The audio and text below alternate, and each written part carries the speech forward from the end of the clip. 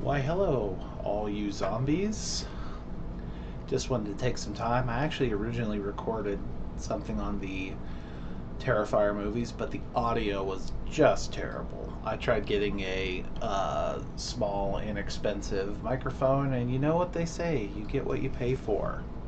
So, here I am, re recording in my media room. So, forgive the mess. And forgive the quietness. It's a quiet Thursday night, but I wanted to talk about Terrifiers and Art the Clown real quick. So, over the past month, I took the time to watch All Hallows Eve, Terrifiers 1 and 2, and overall, they're pretty good. They're not my favorite by any means, but I think what they excel at, they do well, and we all know what that is, and that is kill scenes with Art the Clown. A plus plus effort on those. There are problems with, well, any movie has problems. What are you gonna do? Nobody's perfect. They do an admirable job, but since I want to talk about them, I guess we should start with All Hallows Eve, and it is a Halloween-based anthology movie. It has a couple of vignettes. Babysitter was watching two kids that went trick-or-treating, and one of them comes back with a videotape in their trick-or-treat bag, and it just so happens the family has a VCR sitting on top of their modern entertainment center, so they pop that in, and a couple of vignettes happen, and spooky stuff happens, and everybody gets scared because Art the Clown, pretty scary. The vignettes include alien abduction and birthing Satan, or offspring of Satan, or something like that. But the big thing is a gas station getaway, all sorts of stuff, and it kind of ties in together. It does a fine job to tying some of the stuff from the movies, or the tape, into what was happening to the babysitter and the two kids. And I will say that these Terrifier movies, have a loose interpretation of continuity and time and space, so you just kind of have to take them for granted. It is a horror movie about a clown killing people in gruesome ways, so this is not Lawrence of Arabia. So if we just check that stuff at the door, you'll enjoy a lot of horror movies a lot more. But there are all good likes. Of course, the kills. The babysitter, the lady that plays her, very good. Good lead, if you want to call her the lead. Art the Clown's the lead. But the good, for those wraparounds, for the anthology parts. I liked the alien abduction one. A little goofy. Obviously, this movie was made on a lower budget. The alien's a bit on the goofy side, but sufficiently good. Standard invasion, home invasion that is an alien. Have people done it better? Of course. Have far more people done it worse? Very much so. So, all in all, good segment. The dungeon rape, torture stuff involving the devil, and Art the Clown being the provider of victims. Pretty cool. Obviously, because of the effects. It's funny because the first Omen, spoilers, of course, kind of delves into a little bit of that. If you haven't seen the first Omen, check it out. Very good movie. But I digress. We're talking art. Art. It's kind of funny because you see him in his infancy as an idea. His makeup is not as elaborate. His determination to do harm is there, though, and I can see why all the cool kids nowadays like this Art the Clown, and he's kind of the new horror slasher icon. He's kind of got it all. He kind of combines all the awesomeness of Freddy and Michael and Jason, um, the humor and the supernatural abilities of Freddy, the mutinous murdering machine of Michael, and the uh, just can take a licking and keep on ticking of Jason. Doesn't run anywhere, walks to his victim, and accomplishes his goal. So, as far as All of the Hallows Eve, just because it's not a complete and utter, you know, Art the Clown movie, I would give it on a scale of 1 to 10, I would give it a 5. 5 not being bad. 5 is not a 50% like when you go into school. 5 is, it is a competent horror movie, and good job, because it is a good setup for what is now like the newest, biggest horror franchise that is not a James Wan or Blumhouse type of movie. So, A for great effort to start with. Terrifier, the first one, amps it up. The kills are bigger, badder. Art, of course, is a bigger and badder. There are some, it's kind of funny that the two girls' car breaks down in front of the exact building that Art the Clown's lair's in. That's, what are you going to do? Hey, moves the plot. And Terrifier, I think, suffers from the problem of being in limited shot locations. It's a single building movie, essentially, once they get there. And there's a lot of repetitive shots of some lady hiding behind a car and Art trying to find her. And then, spoilers, they kill that lady halfway to 3/4 way through, and there's another lady.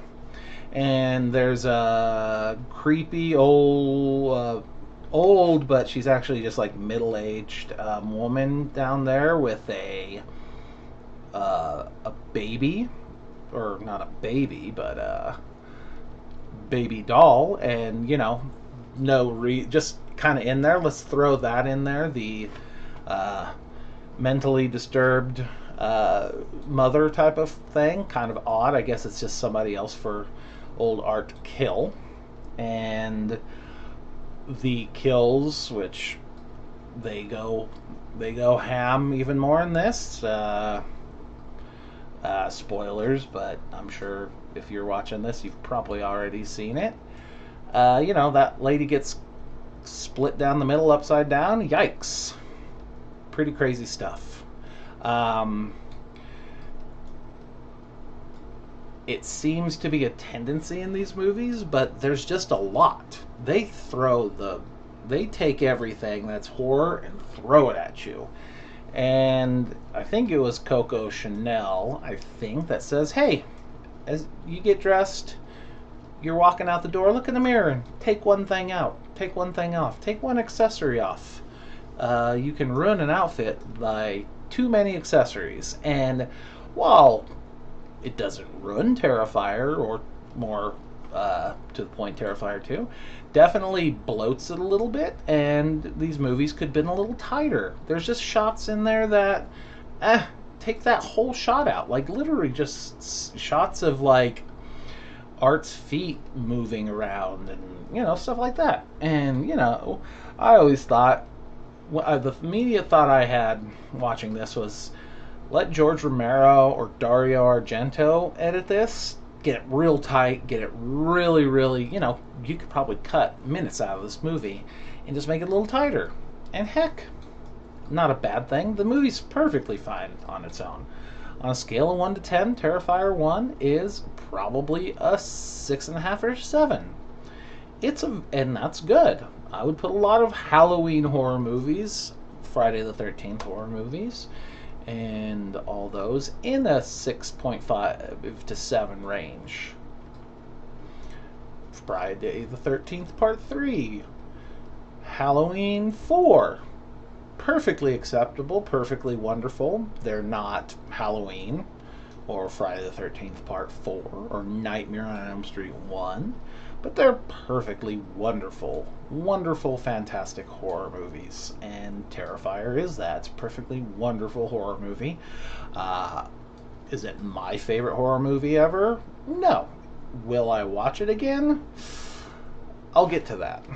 But all things being said, Art the Clown is pretty awesome. The actor who is him is amazing at his role, and the facial expressions he can exhibit in that makeup, amazing. Art is, I can see why he's now a new horror icon. A plus plus for Art. The clown costume, Italian style clown, very creepy, black and white, simple. Art has a variety of weapons. It's funny how he uses a gun. You never see a serious slasher with a gun, but hey, he's it's like the bag of tricks. It's like the clown car. Everything's in that dang trash bag. So I would say pretty dang solid movie. Terrifier 2 amps up everything. It's found its footing. It is a lot of movie, and the famous bedroom scene is nuts.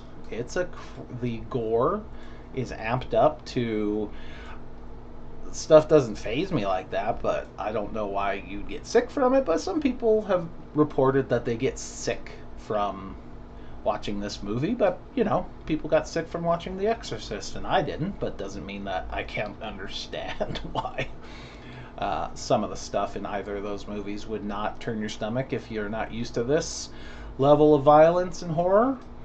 But Terrifier 2 has a lot going for it, and again, it's a whole notion of it's just so much movie that they take a lot of time on. It's a long movie for a horror movie. When I saw that it was coming out on tape at Walmart of all places, and I saw that it was a two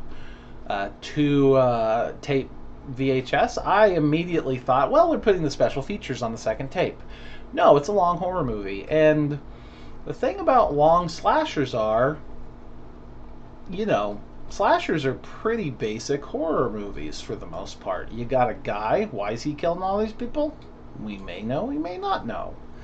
But, they go into a lot of lore and background, but they don't explain it all, and maybe that's just me not realizing, hey, they're leaving something for the third Terrifier, which will be out here pretty quick. But the lore of why Sienna, I think it's Sienna, it's not Sierra, it's Sienna, who, by the way, great final girl, why her father has an art book with Art the Clown in it, and why is this stuff come together, and what's the relationships, and why is there all this supernatural and almost superhero stuff to it? Because she kind of becomes a superhero. She gets dunked in a tank and comes back from the dead, essentially. That is a very Star Wars-y, superhero-y type of thing going on there. And more power to her. It's fun to have a horror heroine, or any hero, heroine, person be powerful. It's its own movie, so it can do what it wants. But I just wanted some, considering how long they took telling the tale, they could have explained a lot of that background stuff. Lots of scenes of crying mom. Mom is terrible. And she's great. The actress who's playing Mom is perfectly wonderful. Mom makes some terrible parent decisions in this movie. And apparently she suffers consequences, but we never know. Who knows? Because, like I said, these movies, they definitely take liberty with time and space and continuity, and who knows, maybe art seems to be a very supernatural being. I guess that was established by him luring and kidnapping girls to feed to Satan in the first in All Hallows Eve. But we're not quite sure what he can fully do, because he's like in that vein of Jason Voorhees once he comes back from the dead and Jason Lives Part 6, unstoppable killing machine. You can knock him down, but he's gonna get back up. So I think Terrifier 2, if I were to say a 1 through 10, it's an 8. It's a lot of movie, and maybe I'm an old curmudgeon, but I like simplicity in slashers, which is kind of funny because then they become, oh, well, they're all the same. It's a guy in a mass killing.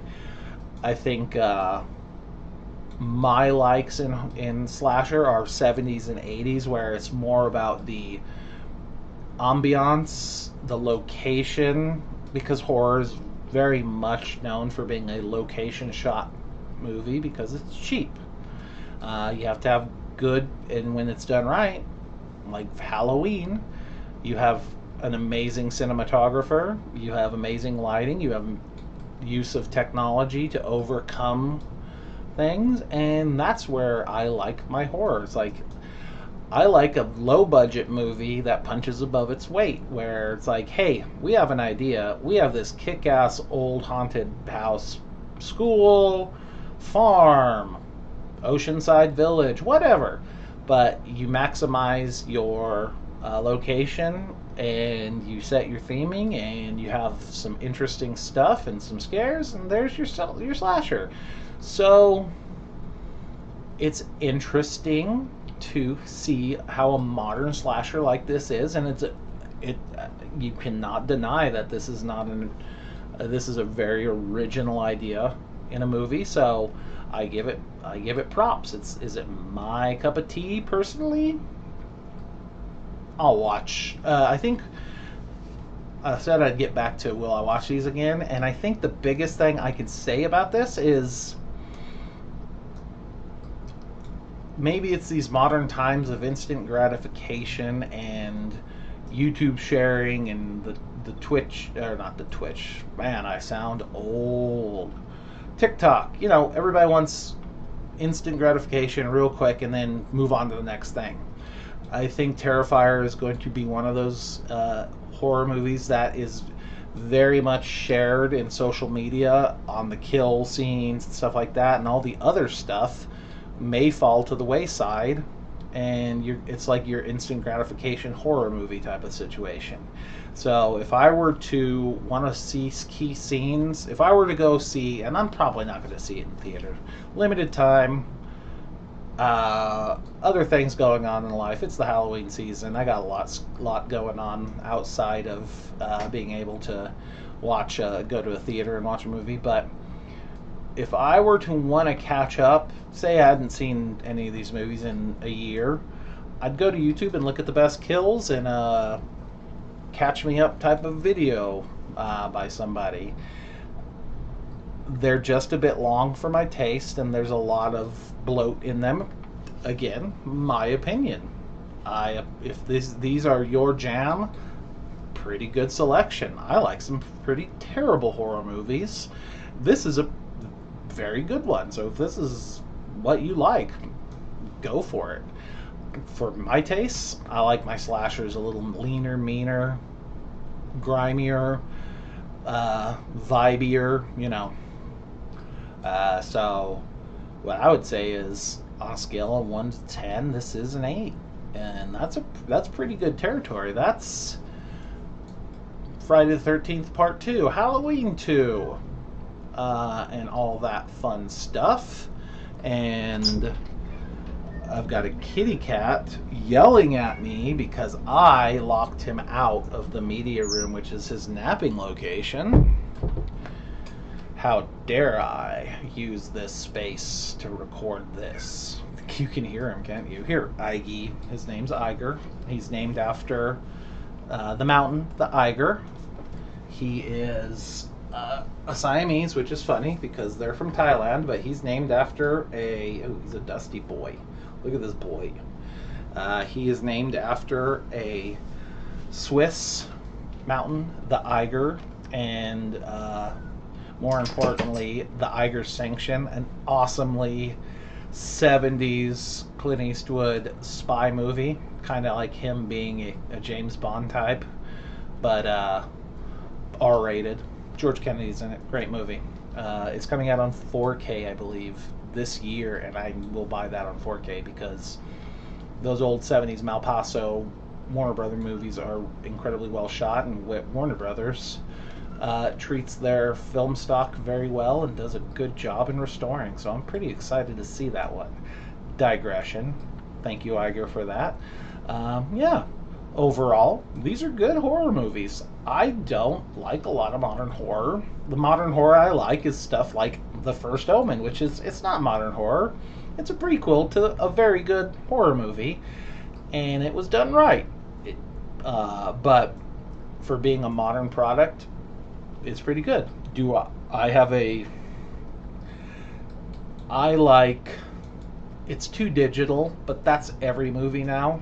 Digital cinematography is what we have because not everybody can be Quentin Tarantino and afford film.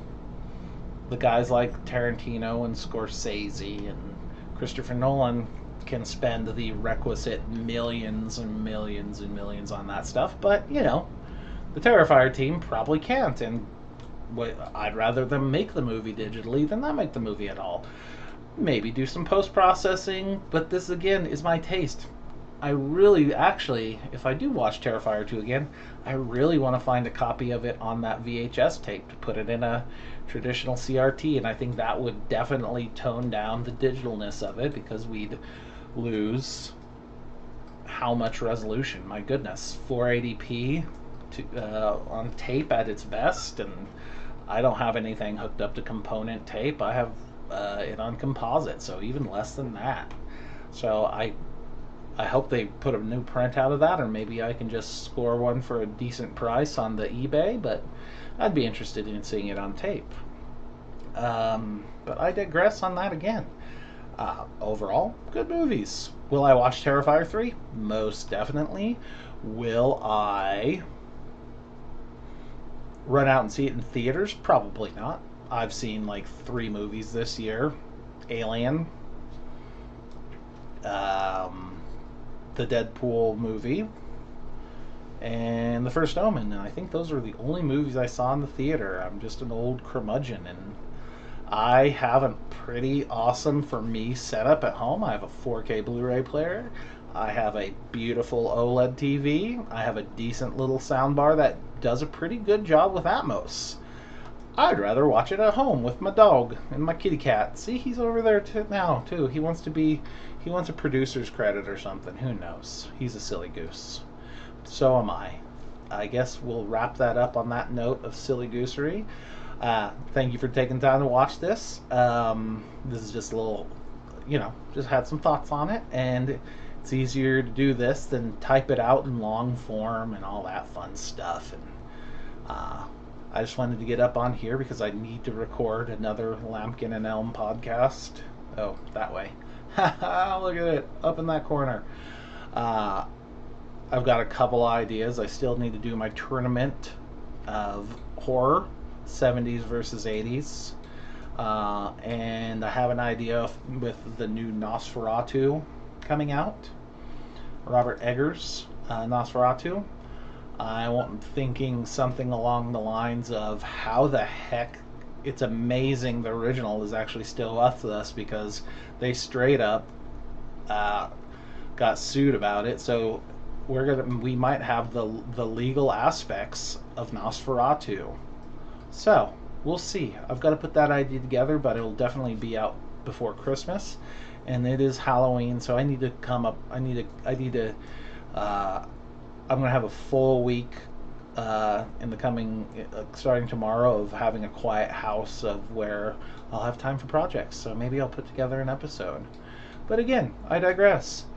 Thank you so much for listening to this, watching this, whatever you want to do. Watch it on YouTube. I might put it in the audio format for um, on Lampkin and Elm. This is modern, so it doesn't really count as classic horror, so maybe not. But it'll definitely be up on YouTube. I want to thank you all for having some fun with me, and if you love Terrifier, go see Terrifier 3. I'm sure it's going to be great. It's Christmas themed. You can't beat a Christmas themed horror movie. There's lots of good ones. Black Christmas, Silent Night, Deadly Night. That awesome episode, I think it's the second episode of Tales from the Crypt with the crazy guy in the Santa costume. Trying to kill the lady from Lethal, the psychiatrist from Lethal Weapon. A++. Go watch that one. 30 minutes of your life. Anyway, happy Halloween. Happy Halloween season. It is October. I wish it was fall weather in New Mexico, but it's not. It's 90 degrees. I want it to be cold. I want it very much to be cold. I hope it's cold where you're at. Put a jacket on. I wish we could. I'm wearing shorts right now. Thank you. Sorry about the goosery. Have a good night.